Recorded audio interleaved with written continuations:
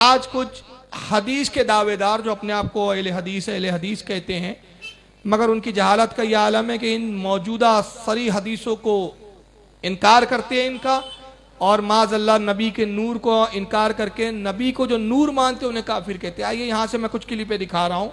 चुनांचे सबसे पहले एक क्लिप देखें जो जनाब मेराज रब्बानी साहब की, जो गैर मुकल्लिदों के मौलवी साहब है, वो क्या कहते हैं जरा पहले उनकी बात सुने, फिर उस पर हम तफसीरा करेंगे। सुनिए उन्हें। हम अहलुस्सुन्ना वल जमाअह, हम अहलुस्सुन्ना वल जमाअह जो हकीकत में किताब और सुन्नत के अलमबरदार हैं, और अगर कोई माई का लाल अल्लाह ने उसे एक तौफीक दी है तो इसे चैलेंज करना चाहे कर सकता है किसी भी अदालत में। हम ये दावे के साथ कहते हैं कि अल्लाह और उसके रसूल के फरमान में कहीं ये बात नहीं मिलती है कि अल्लाह के रसूल सल्लल्लाहु अलैहि वसल्लम नूर से पैदा किए गए हैं। अल्लाह के रसूल सल्लल्लाहु अलैहि वसल्लम आदम के बेटे हैं, आदम के बेटे हैं, और तमाम अंबिया आदम के बेटे हैं, तमाम रसूल आदम के बेटे हैं। और आदम को कुरान कहता है कि मैंने मिट्टी से बनाया। किससे बनाया है? ये हो नहीं सकता कि बाप किसी और नुत्फे का हो और बेटा किसी, हमारे नबी मिट्टी से बनाए गए हैं। हमारे रसूल सल्लल्लाहु अलैहि वसल्लम बशर हैं, इंसान हैं, इंसान हैं। हमारे नबी सल्लल्लाहु अलैहि वसल्लम अशरफुल मखलूकात में बनाए गए। पहला इसने जुमला कहा कि कोई भी दुनिया की अदालत में चैलेंज करो कि नबी पाक सल्लल्लाहु अलैहि वसल्लम नूर नहीं है। अब ये अदालत में आए तो चैलेंज करे ना, ये तो फटीचर वहां बैठा रहता डर के, सऊदीया में आता तो है ही नहीं, तो फिर चैलेंज क्या करे इसको? पहली बात तो ये है भाई। तो 10 बाय 10 के कैमरे में ही वहां पे चैलेंज करके वीडियो भेजते जा रहे हैं आप नेट पे, तो इससे चैलेंजबाजी हो जाती क्या? सामने बैठे तो औकात पता चले। और कहा कि आदम के बेटे हैं, हालांकि मैंने हदीस सुनाई कि रसूलुल्लाह सल्लल्लाहु अलैहि वसल्लम खुद फरमाते हैं कि आदम ने आसमान की तरफ सर उठाया, मेरे नूर को देखा, अल्लाह से पूछा, अर्ज किया मालिक कायनात ये नूर कैसा? अल्लाह ने फरमाया ज़ाहिरन में तू इसका बाप, बातन में ये तेरा बाप। अब उसने कहा ये हो नहीं सकता साहब, आदम मिट्टी से पैदा हुए तो ऐसा नहीं हो सकता, बाप कुछ जीन से और हो, बेटा किसी और जीन से हो। तो आदम मिट्टी से पैदा हुए, हर नबी आदम से पैदा हुए। अच्छा भैया हव्वा कहां से पैदा हुई? आदम की पसली से तो बेटी हो गई, वहां तो मिट्टी का भी नहीं, पसली से पैदा हुई। तो फिर उसके बारे में तू क्या कहेगा? अच्छा सब आदम से पैदा हुए तो आदम सबके बाप, तो आदम किससे पैदा हुए? तो क्या मिट्टी आदम की बाप हो गई? तो जिस तरह आदम से पहले किसी का वजूद नहीं, अल्लाह ने अपनी कुदरत से अगर आदम को मिट्टी से पैदा करने पर कादिर है, तो क्या नबी को नूर बनाने पर कादिर नहीं है? तो ये कौन सी जहालत की बात है? और उसके बाद क्या कोई माइकल आल चैलेंज नहीं कर सकता कि हदीस और कुरान में अल्लाह के रसूल को नूर कहा हो गया? तुमने पढ़ा कितना बेटा? पढ़ा हो तो तुम्हें पता चलता। आइए, अल्लाह ने खुद अपने हबीब को नूरी कहा है। कहा है? पारा नंबर 6 है, सूरह माइदा आयत 15 में अल्लाह ने इरशाद फरमाया कद जाअकुम मिनल्लाहि नूरु व किताबुम मुबीन। अल्लाह ने फरमाया तहकीक, तहकीक मतलब शक मत करना।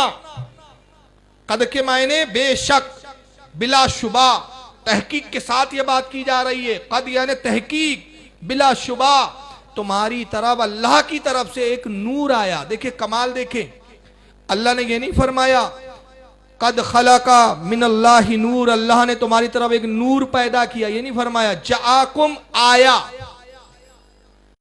तो आता वो है जिसका पहले वजूद होता है। समझ में आ रही है भाई? मैं नागपुर में रहता हूं, नागपुर से बंबई आया तो मेरा वजूद पहले नागपुर में था। ये नहीं कहा कि फारूक साहब बंबई में पैदा हुए आज, नहीं, बंबई से आए, नागपुर से आए, तो मतलब नागपुर में पहले इनका वजूद मौजूद था। अल्लाह फरमा रहा है तुम्हारी तरफ अल्लाह की तरफ से नूर आया। तो नूर आया, पैदा नहीं हुआ। आया कहां से? कुर्बे खासे खुदाबंदी से आया। तो ये पहले पैदा हो चुका था, और साथ में एक रोशन किताब। अब यहां पर कोई कहेगा, अब वहां पर यहां लाते हैं कि देखिए एक बड़ी ग्रामेटिकली बात लाते हैं, हालांकि शायद आप उसको समझे या ना समझे, फिर भी मैं अर्ज करता हूं। कहते हैं कि यहां वाव जो है वो अतफ के लिए आता है। एक अरबी बहस है यहाँ थोड़ी सी, यानी दो लफ्जों को मिलाने के लिए अतफ इस्तेमाल होता है। तो नूर से जो पहला मुराद है वो रसूलुल्लाह नहीं है, वो भी किताब है, और दूसरा नूर से मुराद भी कुरान है, दोनों एक ही है। ये अजीब बात है कि आज तक वाव जो है जुदा करने के लिए भी आता था, लेकिन यहां पर वो अतफ बोल के दोनों को एक ही कर दिया। हालांकि कुरान वाह के साथ दो चीजों को जुदा कर रहा है, तुम्हारी तरफ नूर आया और रोशन किताब, और लोग बता रहे हैं कि ये पहले किसी और नूर की बात हो रही है, रोशन किताब किसी और चीज की बात हो रही है। तो हम कहते हैं कि वो जाहिल आदमी है जो अपनी अक्ल के घोड़े दौड़ाता है और कुरान को अपनी मर्जी से समझना चाहता है। इसके बारे में अल्लाह के रसूल की सरी हदीस है, सरकार ने फरमाया जिसने कुरान में अपनी मर्जी को दखल दिया, कुरान में अपनी राय चलाई, उसने अपना ठिकाना जहन्नम में बना लिया। तो हम कुरान में अपनी राय नहीं चलाते, हम क्या करते हैं, कुरान के हुक्म पे अमल करते हैं कि कुरान कहता है कि कुरान के मामलात में अपनी खोपड़ी मत दौड़ाओ, अपनी राय से बात मत करो, बल्कि क्या करो, फसअलू अहले ज़िक्र इन कुंतुम ला तालमून, अगर तुम्हें इल्म ना हो तो इल्म वालों की तरफ रुजू करो, इल्म वालों से पूछो। और वो इल्म वालों को कौन सिखा रहा है? अल्लाह के नबी ने बताया है। वो सहाबा है जिनको अल्लाह के नबी ने बताया, सहाबा ने ताबई को बताया, ताबई ने तबे ताबई को बताया, तबे ताबई को अइम्मा ने बताया, अइम्मा को तबे ताबई ने अइम्मा को बताया, और अइम्मा ने वो तफासिरों में लिख दिया। तो हम अपने अकल के घोड़े नहीं दौड़ाते, बल्कि हम तफासिर की तरफ रुजू करते हैं, क्योंकि हमें हुक्म है कि इल्म वालों की तरफ रुजू करो। तो आइए जरा देखें कि तफासिर क्या कहती है। चुनांचे तफसीर इब्ने अब्बास, यह हज़रत अब्दुल्लाह इब्ने अब्बास की तफसीर है जो उन्होंने नबी के ज़माने में खुद लिखी थी, नबी की मौजूदगी में लिखी थी, नबी को दिखाकर लिखी थी, और नबी ने उनकी तफसीर को देखकर खुश होकर दुआ फरमाई थी कि परवरदिगार कुरान का इल्म अब्दुल्लाह इब्ने अब्बास को अता फरमा, और उनको सुल्तानुल मुफस्सिरीन का खिताब दिया।